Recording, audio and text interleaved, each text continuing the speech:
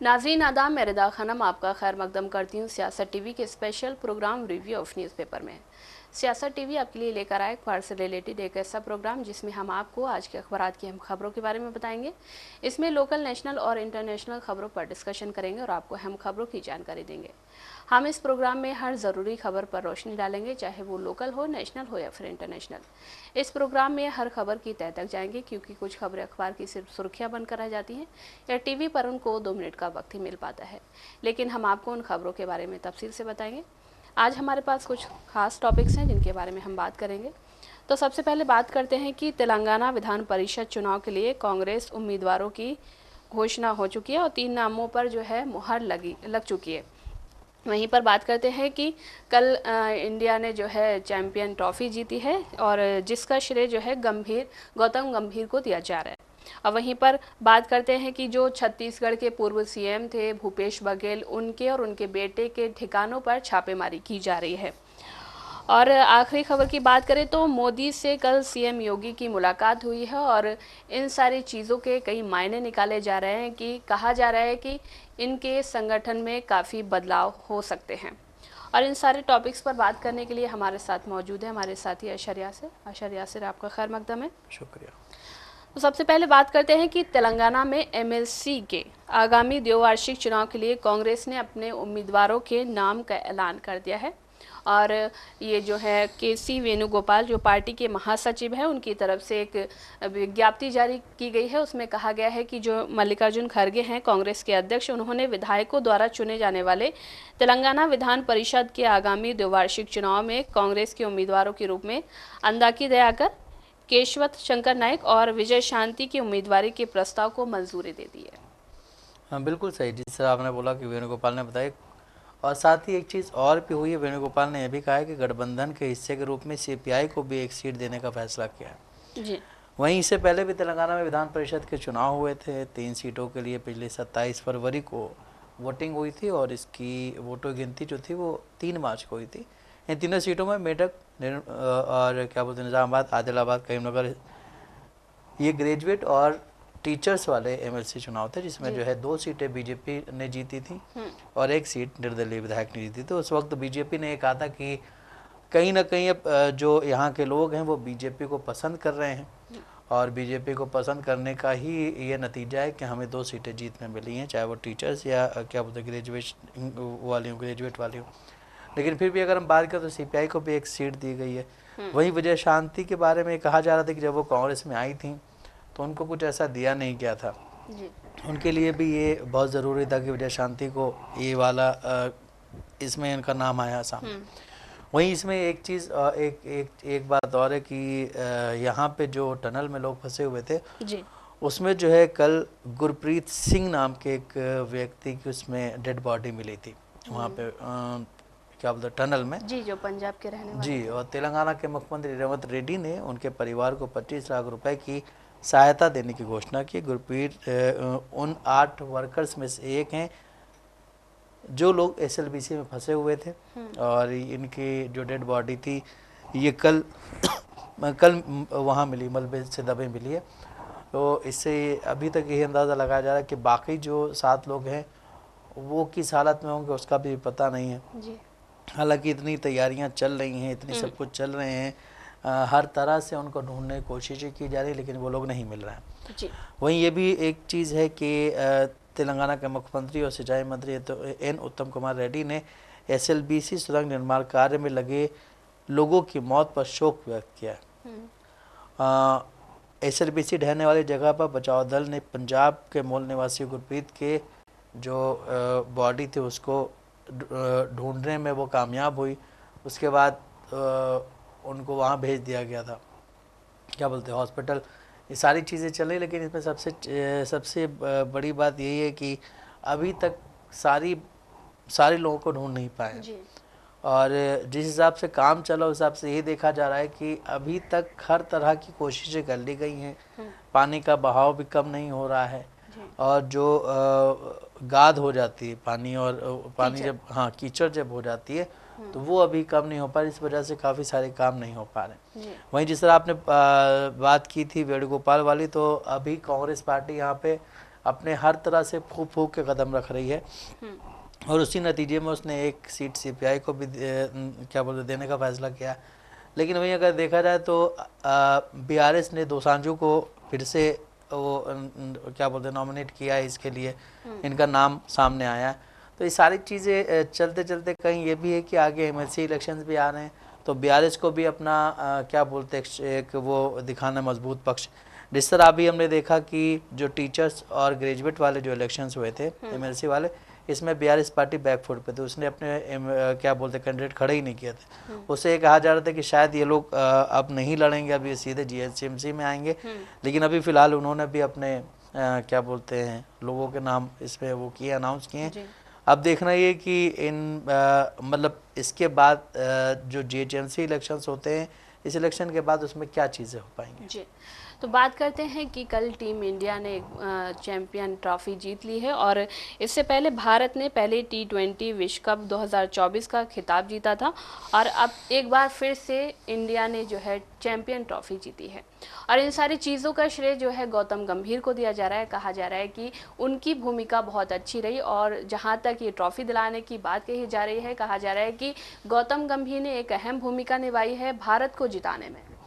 बिल्कुल सही। देखिए 25 साल के बाद इसी टूर्नामेंट के फाइनल में न्यूजीलैंड से मिली हार का बदला हिंदुस्तान ने लिया है और फिर साथ ही सबसे ज़्यादा बार ट्रॉफी जीतने का नाम जो है जो भारतीय टीम हमारी है उसमें आ गया है, इंडिया के नाम आ गया है।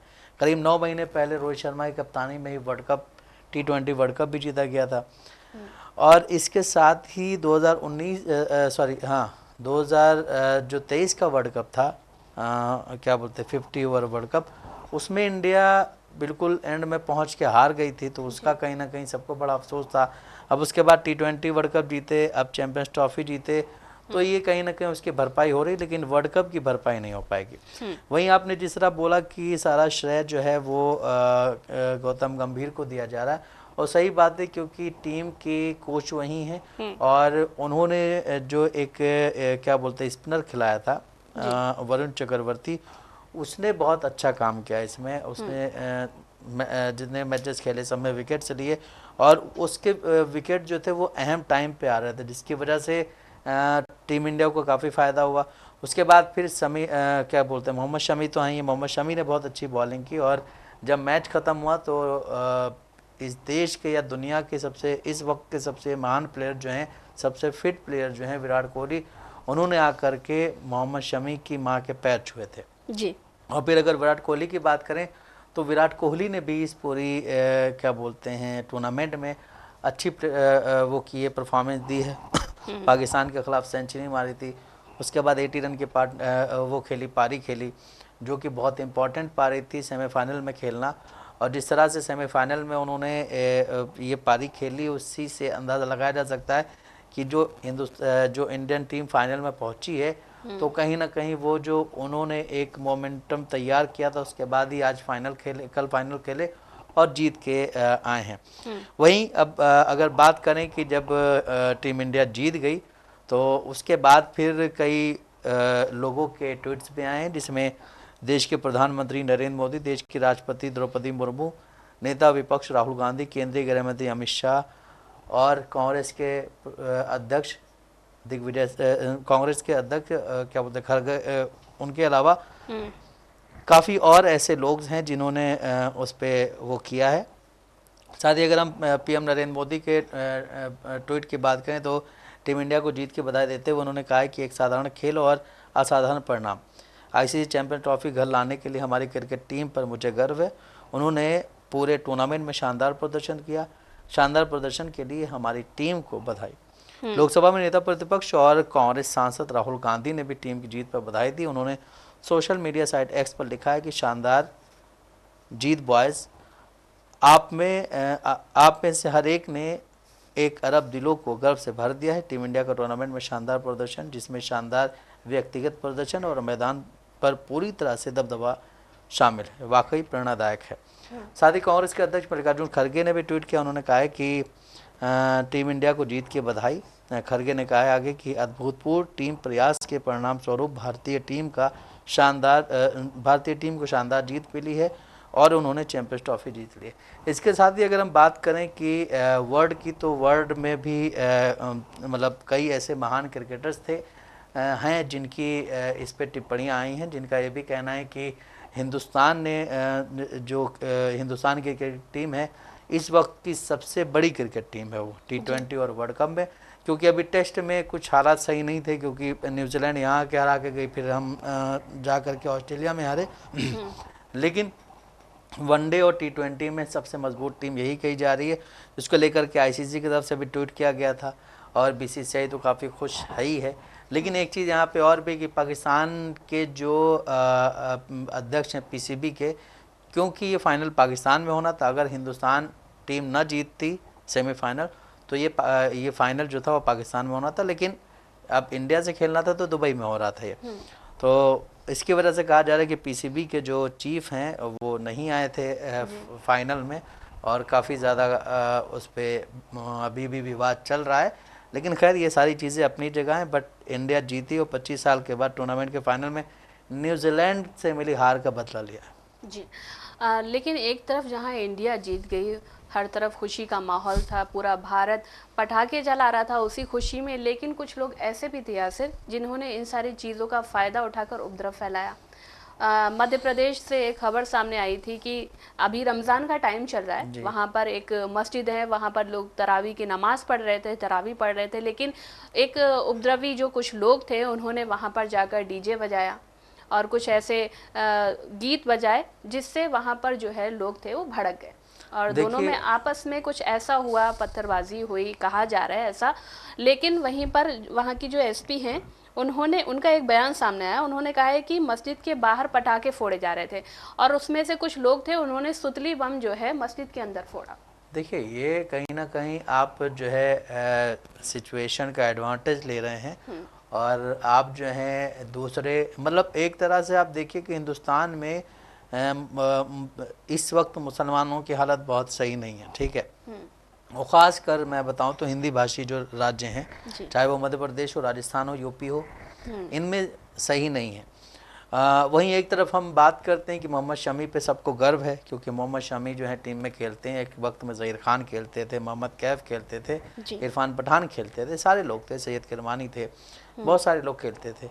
अभी कहते हैं कि मोहम्मद शमी पे हमें गर्व है या मोहम्मद सिराज पे हमें बहुत गर्व है, लेकिन वहीं आप ये देखिए कि जा कर के मस्जिद के पास में सुतली बम जलाना, उल्टे सीधे गाने बजाना और फिर सुतली बम जो है मस्जिद में फेंकना, ये कहाँ का इंसाफ है। और यही चीज़ अगर कोई और कर रहा होता अभी तक तो उसके घर पे जो MP के चीफ मिनिस्टर हैं मोहन यादव, वो भी बुलडोज़र भेज देते, लेकिन अभी तक जो है उन्होंने कुछ ऐसा नहीं किया है।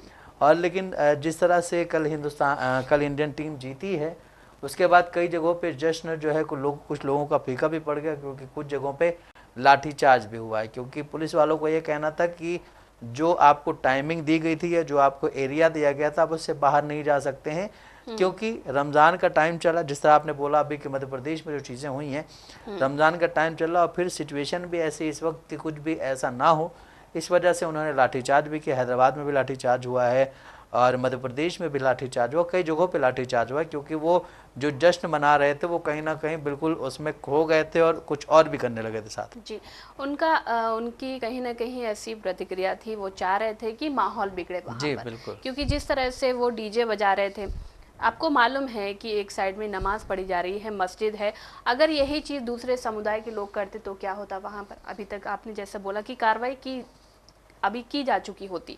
और SP जो संभल के जो SO हैं, तो उनका जो बयान सामने आया था, उन्होंने इस तरह से जो बयान दिया था कि मुसलमानों के खिलाफ कि अगर 52 बार जुमा आता है, एक बार होली आती है, अगर आपको कोई दिक्कत है तो आप घर में नमाज पढ़ें। अगर इस तरह का बयान कोई और देता तो उसके खिलाफ अभी तक FIR दर्ज की जा चुकी होती। नहीं तो उनका तो सपोर्ट CM योगी आदित्यनाथ ने भी किया। उन्होंने भी वैसा ही जैसा बयान उन्होंने दिया था, अनुज चौधरी ने दिया था, वैसा ही बयान कल CM योगी आदित्यनाथ ने दिया है। बिल्कुल, ऐसा लग रहा है कि स्क्रिप्ट इधर उधर घूम रही है, वही स्क्रिप्ट तो उनके पास भी, वही स्क्रिप्ट उनके पास भी है। अब ये नहीं पता चला कि इन्होंने उन्हें लिख के दी थी या ये उनको बचाने के लिए ये वर्ड बोल रहे हैं? जी। क्योंकि योगी आदित्यनाथ ने भी हाल ही में कुछ वर्ड्स ऐसे बोले असेंबली में जो कि नाकाबिले तारीफ हैं और जो मतलब कहीं ना कहीं आप एक समाज को आप सीधा टारगेट करने वाले वर्ड्स ऐसे बोल रहे हैं। जिस तरह से उन्होंने उर्दू को लेके बोला, इसी तरह से बहुत सारी मदरसे के बच्चों को लेके बोला था, बहुत कुछ बोला। वो आसिम आज़मी पे भी एक वर्ड बोला था बहुत गंदा। ये सारी चीज़ें चल रही हैं, लेकिन आप ये देखिए कि फिर भी कोई सवाल पूछने वाला नहीं है योगी आदित्यनाथ से। फिर भी कोई सवाल पूछने वाला नहीं है। वो जो वहाँ का वो है क्या बोलते हैं सस्पेंशन ऑर्डर के लिए कोई आगे नहीं आ रहा उसके लिए। जी बिल्कुल। ठीक है। और ये भी कहा जा रहा है कि वो इस बार जो है उत्तर प्रदेश में विधानसभा चुनाव भी लड़ सकता है या रिटायरमेंट के बाद लड़ सकता है, क्योंकि उसके पास एक ऐसा तंत्र आ गया है कि वो जो कि अंधभक्त हैं या कह लें जो अपने आप को बहुत बड़ा सनातनी कहते हैं, वो उनके साथ ही उन्हीं की भाषा बोल रहे हैं। जी, आपने एक चीज़ बोली कि योगी आदित्यनाथ जो है विधानसभा में ऐसा बोले थे, मुसलमानों के लिए कुछ अपशब्द बोले थे।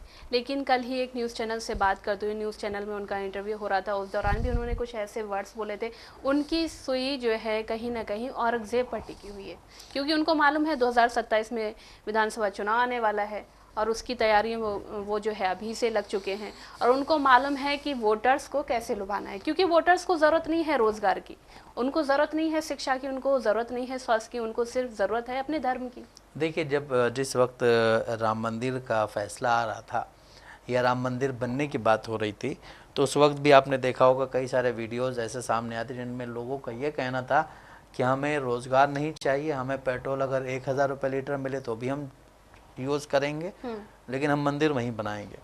तो आप ये देखिए जिस तरह से लोगों के दिमाग में सारी चीज़ें भर रही हैं, आगे चल के ये बीजेपी के लिए ही परेशानी पैदा होगी, ये किसी और के लिए परेशानी पैदा नहीं होगी, ये बीजेपी के लिए ही पैदा होगी परेशानी। क्योंकि आज भी आप देखिए कि कई ऐसे हिंदू हैं जो मैं ये कहता हूँ कि वो अपने धर्म से जुड़े रहें, ठीक है, लेकिन वो किसी और धर्म को कुछ बोलते नहीं हैं। लेकिन अगर इस जैसे योगी हो गए या फिर और जो बहुत सारे ऐसे धार्मिक गुरु हैं, इन लोगों के जो उल्टा सीधा बोलते रहते हैं, तो उनके लिए परेशानी खड़ी हो सकती है। अभी खुदा ना खास्ता सारी चीज़ें सही चल रही हैं, कुछ गड़बड़ हो गया तो भाई किसी का कोई भरोसा नहीं। अगर आप इतना किसी को वो करते रहेंगे, परेशान करते रहेंगे, वो अगर कोई रिएक्शन कर दे तो क्या होगा फिर। अभी जिस तरह से हमने देखा कि राजस्थान की असेंबली में एक मुस्लिम एमएलए हैं कांग्रेस के, जिनको पाकिस्तानी बोल दिया। अब आप ये देखिए कि ये कहाँ तक पहुँच चुका है। सबसे वही जब क्या बोलते हैं लोकसभा में दानिश अली को बोला गया था बिदुड़ी के खिलाफ, उन्होंने बोला था, ये सारी चीज़ें बोली थी, क्या बोलते बिदुड़ी ने बोली थी दानिश अली को ये सारी चीज़ें। उसके बाद मायावती ने दानिश अली को ही बाहर कर दिया अपनी पार्टी से। तो ये सारी चीज़ें चल रही हैं। इसके लिए सबसे ज़्यादा हमारी जो अदलिया है, अदालत है, उनको सख्त होना पड़ेगा।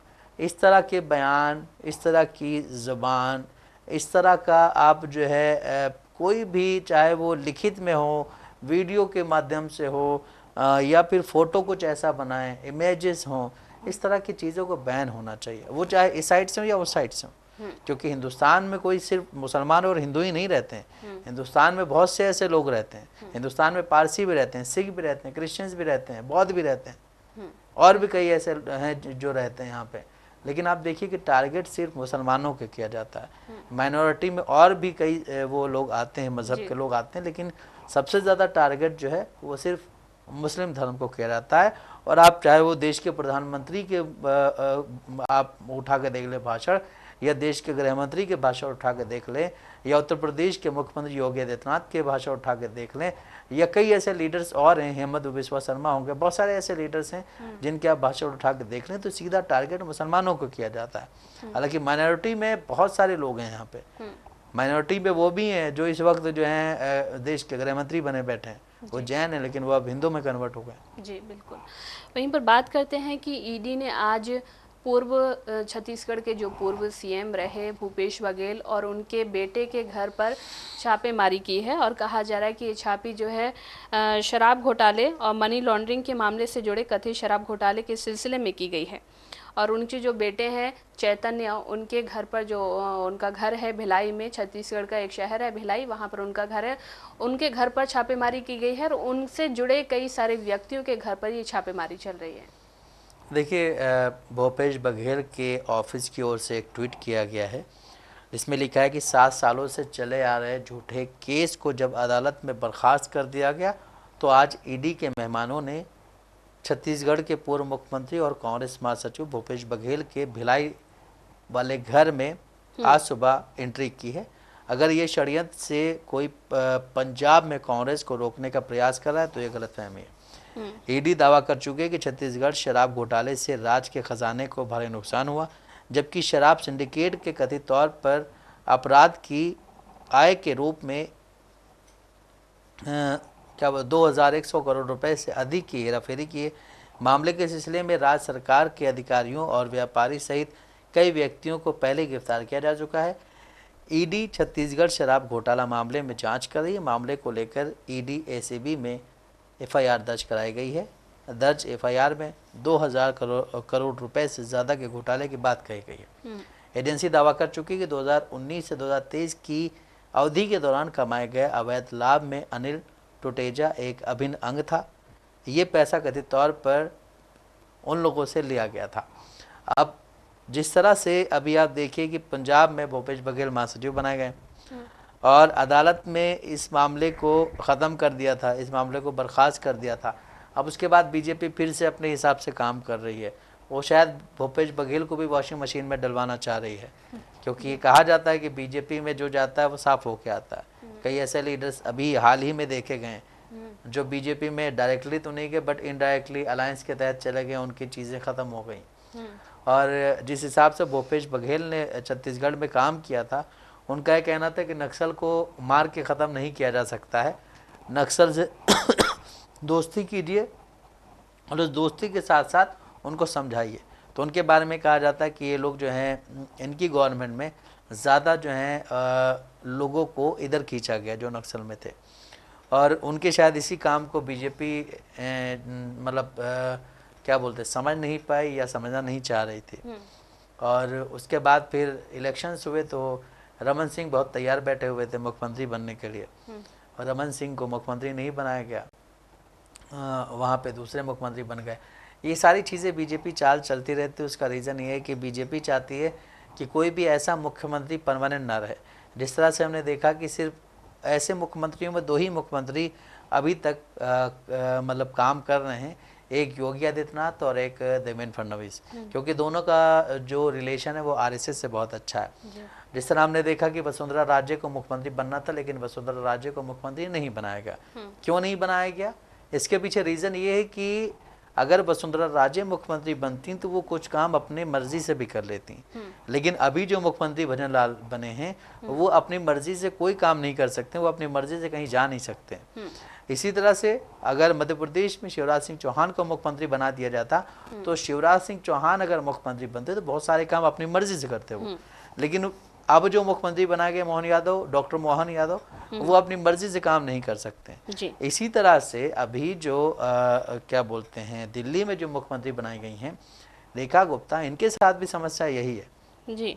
अगर बिदोड़ी जीत जाते या प्रवेश वर्मा को मुख्यमंत्री बनाया जाता तो प्रवेश वर्मा के जो पिताजी थे वो मुख्यमंत्री रह चुके थे, तो उनको मुख्यमंत्री के बारे में पता था कि मुख्यमंत्री किस तरह से क्या काम करते हैं। लेकिन रेखा गुप्ता को मुख्यमंत्री बनाया गया, क्यों?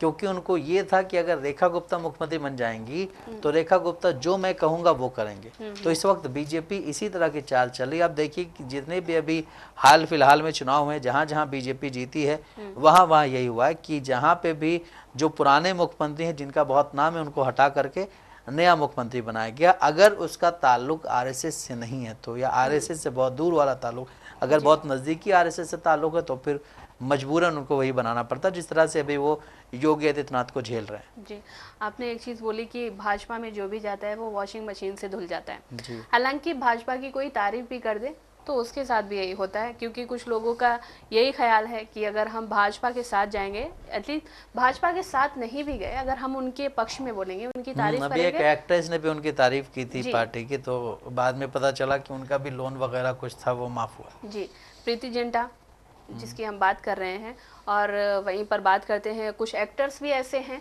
जो हमेशा जो है उनकी तारीफ करते रहते हैं।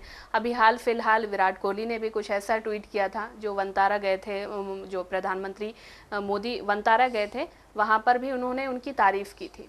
तो ऐसा कहा जाता है कि अगर भाजपा में रहकर लोग जो है जाते हैं, वॉशिंग मशीन से धुल जाते हैं, और अगर उनकी पार्टी नहीं भी लेती है, अगर आप इनडायरेक्टली उनकी तारीफ भी करते हैं, तो आप कहीं ना कहीं बच जाते हैं। आपके ऊपर जो भी कर्ज है, लोन है, जो भी आपके ऊपर इल्ज़ामात हैं, वो सारे जो है आप उनसे बरी हो जाएंगे। तो जैसा कि नाज़रीन आपने देखा कि हमने आपको न्यूज़पेपर के ज़रिए हम खबरों से रूबरू कराया है। ऐसे ही ज़रूरी खबरों से रूबरू होने के लिए हमारे साथ इस प्रोग्राम से जुड़े रहें, और अगर आपकी इस प्रोग्राम से रिलेटेड कोई भी राय है तो हमें कमेंट बॉक्स में ज़रूर लिखें। इसी के साथ हमारा प्रोग्राम ये ख़त्म होता है। मुझे और मेरे साथी अशर यासिर को दे इजाज़त। अल्लाह हाफ़िज़।